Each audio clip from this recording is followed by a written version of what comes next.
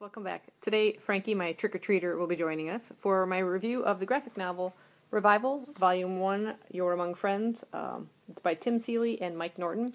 It's quite a thin little volume, and it's about a rural town in central Wisconsin where suddenly the dead have come back to life. There's about, I think it was like 20-some bodies that have suddenly gotten up and kind of returned to their normal lives. So they're not your typical zombies. They're not, out to eat people's brains and destroy the town or spread the disease. No one's really sure how this is happening. Our main character is Officer Dana Cypress, and she's the one that's on the back cover with the little head and the big body.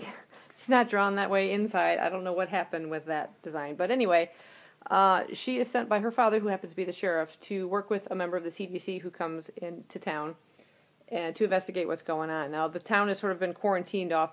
No one else can get in or out of the town, so they're trying to contain whatever this disease happens to be. And so that's the main plot point. She's out to investigate and find out what's going on. She also has a sister who's in college. That's who we see on the front cover with the sickle there.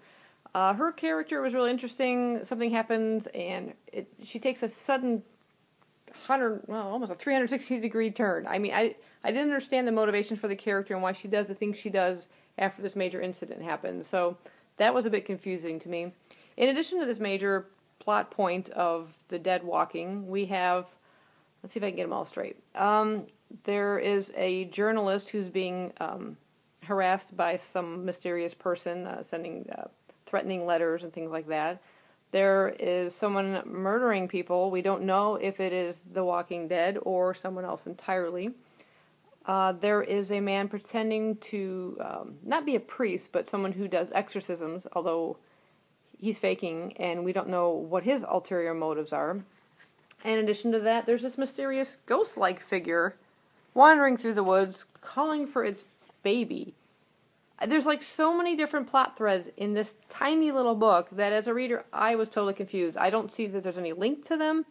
I think it was a very disjointed graphic novel. The ending didn't make any sense. There wasn't even any kind of conclusion to kind of make this book worth having picked up. It's almost like it's missing another section. Maybe this would be the opening pages in a larger volume 1. That would make more sense. But throwing so much into book 1, it just totally lost me as a reader, and I didn't know what was going on. I think they should have kept the one plot point through and lead you with some kind of a cliffhanger to make you want to pick up the second, and then maybe introduce another plot point and then another. Because it is going to be a series.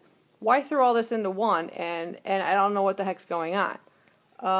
The artwork itself was pretty good, if a bit gruesome at times, of course, because you've got, the dead walking around, and there's someone murdering someone, and there's a beheading, sort of. So it's a bit gruesome, but overall, I like there's a lot of detail in the characters, although there were a couple that looked a bit too similar that occasionally I got a little confused with.